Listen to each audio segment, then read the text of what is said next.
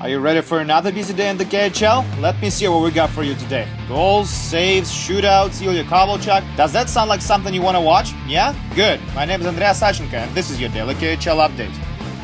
SKA St. Petersburg hosts Lev Praha. It's Roman Chervenka versus Martin Thornberg. This is exciting. First period, Ilya Kovalchuk is set for a shot at hash marks. He shoots and Atte Engren makes a spectacular glove save. Stopping Kobe from up close ain't easy at all. Shortly after that, Justin Azevedo gets on a breakaway and he's robbed by Alexander Salat. I said last night Yukon Backlund's save was going to be the top save of the week. I may reconsider that after all. Second period now, Irzhysekash carries the puck. He shoots from the slot. Salak saves it. The puck rises over the crease and Evgeny Ryazinsky gloves it away just in time. You gotta help your goalie every way you can. Third period now, SKA is on a power play. Dmitry Kalinin shoots and Viktor Tikhonov redirects it into the net beautifully. 1-0 SKA. Tikhonov puts his 13th of the season. A little later, Andrei Sigarov drives to the net. Engren stops and Ryan Burns shoves him and Engren. Sigarov and the puck end up in the back of the net. And the rule at a good goal and Sigarov gets his second of the season. 2-0 SKA. 5 minutes later after that, Roman Chervenka makes it 3-0 SKA as he risks a top shelf glove side. That's his 7th of the year with a nice screen from Kovalchuk, who also draws an assist on this play. Later in regulation now, another power play for SKA. Kobe has the puck again, sets up Vadim Shipachov and he scores. Too easy. 4-0 SKA as Kovalchuk picks up his 3rd assist of the night. Lev is obviously demoralized. And then SKA puts a dagger in as Igor Makarov scores on a rebound to make it 5-0 SKA. Very unexpected final given the scoreless first 40 minutes of play. Alexander Salak stopped 30 shots during his second shutout of the season, and SKA grabs 3 points on home ice. They're going to be on top of the KHL for at least a day since Dynamo Moscow meets Avangard only tomorrow.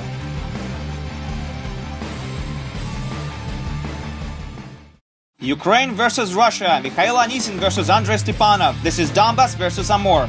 Early in the first, Amur has a man advantage and they make it work as Timofey Shishkanov scores his 7th of the year from the slot. 1-0 Amur.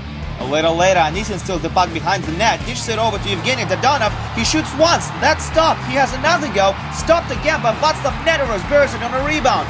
1-1, that's the result of this mad scramble in front. A bit of a controversial goal, isn't it? This one isn't though. Still in the first, Oskar Bartulis puts the puck on net rebound and Petr Virtanen sends it home. 2-1 Donbass. Nice screen by Virtanen. He really worked for this goal. Late in the first now, 2-on-1 rush for Donbass. Maxim Yekaterinburg carries the puck. He shoots, he scores! 3-1 Donbass as Maxim Yekaterinburg scores his 6th goal of the season. Second period now, Yegor Morozov has the puck looking for a pass. It's deflected and Oleg Piganovich scores his 2nd of the year from the doorstep. 4-1 Donbass now. Midway through the final frame, Donbass jumps on another counter. Lukasz Kaszpar takes a long shot and that becomes a bit of a nuisance for Mika Yarvinin. 5-1 Donbass, then that's exactly how this one is going to end. Donbass earns a very solid win at home, and with these 3 points they are now 4th in the West and 5 points away from Dynamo Riga.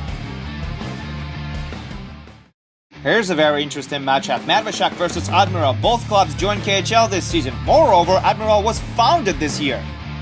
First period, Barys goes behind the net, can't stop the puck. Rihan Junge gets it in front of the open net and he doesn't bury it. That may end up on our top 10 misses of the season. Shortly after that, Hugh Jessiman makes him pay for it with this amazing goal. 1-0 Medveščak as Jessiman shows some decent stick handling out there. He's not known for flashy goals like that, but there you have it. Second period now, power play for Medveščak. Matt Carroll to Ryan Vesa, he dishes it over to Matt Allison, and that's 2-0 Medveščak. Allison and Vesa had great chemistry on Torpedo a few seasons ago, and it didn't go anywhere now that they're on Medveščak. Third period now, Admiral is on a power play. Anton Polishuk puts the puck on net, rebound, and Igor Bortnikov gets one back for his team. Admiral won dry on 5 previous power play attempts in this game, but they finally get one past Barys. And just under 3 minutes later, Yevgeny Grachev passes it to Viktor Drugov. Nice smooth pass to Bortnikov, scores! Tie game as Igor Bortnikov puts his 2nd of the night to make it 2-2. Sweet goal by Admiral, and we headed to overtime now. Midway through the extra frame, Mark Popov gets the puck in the slot and scores! It's not gonna count though, as they call it distinctive kicking motion on the play. No goal and it's gonna have to be decided in a shootout. Final round, Matt Allison shoots for Medveščak, and that's good as his wrister goes in.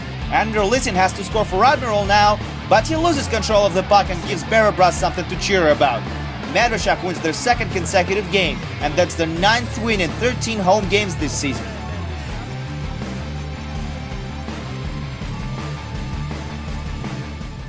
Welcome to Omsk, where struggling Avangard hosts Salavat tonight.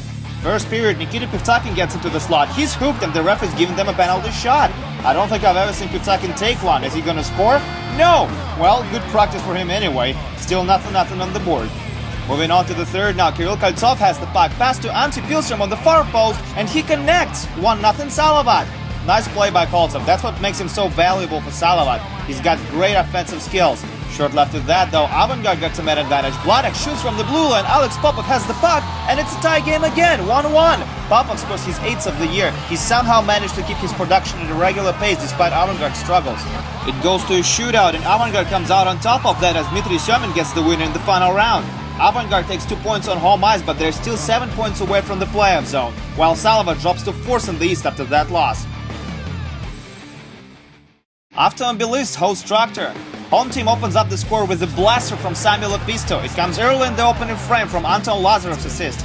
Lazarev now has 12 assists this season, and he's just 1 assist away from cracking the top 10 of the league. Second period now, Sergei Gusev sends a long one to Anatoly Golyshev, and he scores on a breakaway. What a goal! 2-0 Avtomobilist. That's just his 2nd of the season, but that gives Avtomobilist some breathing space. Still on the second, Yevgeny Kuznetsov has the puck, beats Nikita Tryamkin, he's in the slot, scores! Or does he? Well, the puck is in the net, that's for sure. Possible goal interference? That's what the ref says, no goal. And that's how this one is gonna end. Jakub Kovr stops 28 shots for his first career KHL shutout, and Avtomobilist wins their 5th game in a row, 7th of the last 8 in fact. They are on quite a roll. Lokomotiv hosted red-hot Dynamo Riga tonight. They won 7 out of the last 10. Can you believe it?